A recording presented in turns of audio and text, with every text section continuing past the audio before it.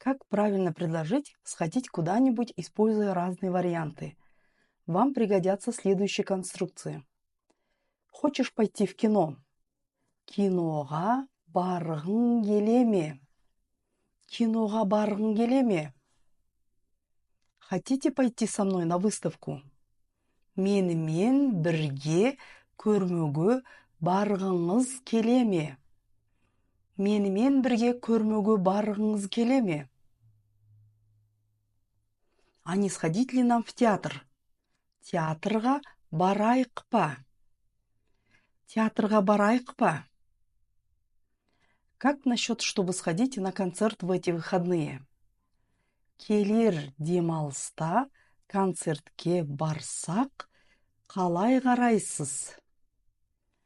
Келер демалыста концертке барсақ, қалай қарайсыз?